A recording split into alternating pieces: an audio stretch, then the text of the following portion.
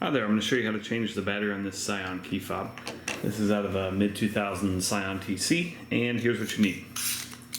You need one 2016 battery. And you can get these off Amazon, they're very inexpensive. There's a link below in the description that will take you right there.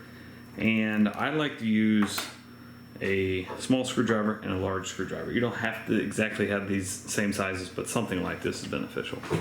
Okay, so on this right here, on this side, this is where you use the medium screwdriver. Pop that open right there. Okay, now this whole piece right here, you can just take that out. This is where you can replace the buttons if you need to. Okay, so this, it says right here you need the 2016 and the positive side goes up. What I like to do is take the small screwdriver and just work it right in there. This part comes up. There's your old battery. You just pop that out. And take your new battery, pop that in, and this goes like so. Pop that side in, give that a squeeze, push that in, and then you can flip it over and just give it a test, make sure that red light's on. You're good to go. Thanks so much for watching. Make sure you hit that thumbs up button.